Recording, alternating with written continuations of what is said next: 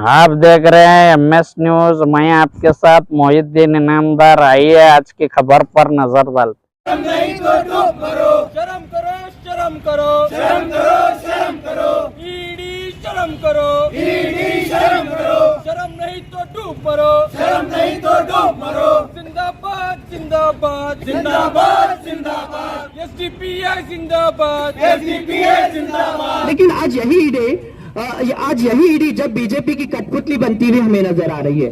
आज यही ईडी अपने पावर को कहीं ना कहीं गलत इस्तेमाल करते हुए नजर आ रही है। आज यही ईडी हमें हुकूमत के नक्शे कदम पर चलती हुई नजर आ रही है। ईडी एक आजाद इदारा है। ईडी एक इंडिपेंडेंट एजेंसी है जो एक आजादी के साथ काम करने की उसे यहाँ पर एक ये दिया गया है, उसे एक छूट दी गई है। लेकिन आज वही ईडी आज किसी बीजेपी सरकार के बोलने पर नाचती हुई हमें नजर आ रही है। आज हम इस बात की मजम्मत करते हैं। और देखिए, ईडी एक कमजोर बनकर काम कर रही है और ईडी की कहीं ना कहीं इज्जत खुद अपनी इज्जत कम करती हुई हमें नजर आ रही है। ये आज की गवर्नमेंट ईडी का पावर कम कर रही है और ईडी की इज्जत को कम करती हुई हमें नजर आ रही है। ईडी को जो बनाया गया था, इन्फोर्समेंट डायरेक्टरेट को जो बनाया गया था, इलीगल ड्रग्स रेट को रोकने के लिए बनाया गया था। ईडी को गैर कानूनी पैसों को रोकने के लिए बनाया गया था, करप्शन को रोकने के लिए बनाया गया था, प्रोस्टिट्यूशन को रोकने के लिए बनाया गया था। लेकिन आज यही ईडी करप्शन, एक सबसे बड़ी मोस्ट करप्टेड पार्टी बीजेपी, जो हिंदुस्तान की सबसे बड़ी करप्टेड पार्टी है, वही करप्टेड पार्टी की एक कठपुतली बनती हुई आज हमें ये ईडी नजर आ रही है। देखिए, आज अगर कोई ज्यादा सच बोलता है, अगर आज के दौर में कोई अगर ज्यादा सच बोलता है, अगर कोई ज्यादा हक की बात बोलता है तो उसे अरेस्ट किया जाता है, उसके ऊपर ईडी को छोड़ा जाता है, उसके पीछे NIA को लगाया जाता है, उसके पीछे CBI को लगाया जाता है, उसके पीछे SIT को लगाया जाता है।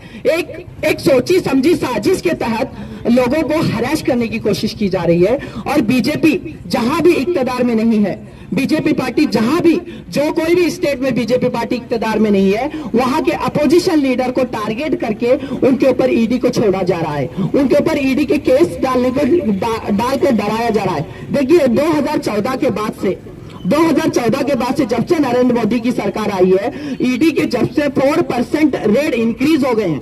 जो भी ईडी के रेट पड़े हैं 4% इंक्रीज हो गए हैं। लेकिन ये सारे रेट 95%, जितने भी ईडी रेट डाली है, 95% रेट जितने भी डाले हैं वो सबके सब अपोजिशन लीडर के ऊपर डाले गए हैं।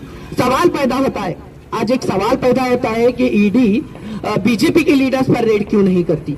आज एक सवाल पैदा होता है हमारे जहनों में, बीजेपी हाउसिंग लोन स्कैम में बीजेपी के लीडर्स का हाथ है, और एडमिशन स्कैम में बड़े बड़े बीजेपी के लीडर्स का हाथ है, उज्ज्वला योजना स्कीम में बीजेपी के बड़े बड़े लीडर्स का हाथ है, फेक करेंसी प्रिंट कराने में बीजेपी के बड़े बड़े लीडर्स का हाथ है, मेडिकल कॉलेजेस के फीस में बीजेपी के बड़े बड़े लीडर्स का हाथ है। इतने बड़े हाथ रहने के बावजूद भी, इतने बड़े स्कैम्स होने के बावजूद भी आज बीजेपी के ऊपर कोई भी ईडी एक्शन नहीं ले रही है। 2004 से 2014 के बीच में 112 रेड्स किए गए और फिर 2014 से लेकर 2023 के बीच में 3010 ईडी के रेड किए गए हैं। लेकिन ये रेड सारे के सारे अपोजिशन लीडर पर किए गए। मोदी की वो एक बात मुझे याद आ रही है, मैं थोड़े पॉइंट्स बोलकर मेरी बात को खत्म करता हूं।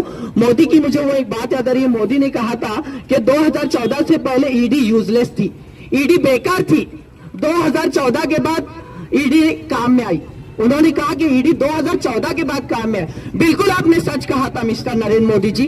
हालांकि सही बात है कि ईडी 2014 के बाद ही अमल में आई, ताकि आपके बोले हुए रास्ते पर चले, ताकि वो आपके नक्शे कदम पर चले, ताकि आप जिसकी तरफ इशारा करते हैं उसके घरों पर रेड की जाए, ताकि आपके इशारे से SDPI के लीडर्स के घरों पर रेड की जाए, रियाज फिरंगी पेट के घर पर रेड की जाए, MK फैजी साहब के घर पर रेड की जाए, SDPI के नामवर लीडर्स के घरों पर रेड की जाए, अपोजिशन के मजबूत लीडर्स के घरों पर रेड की जाए।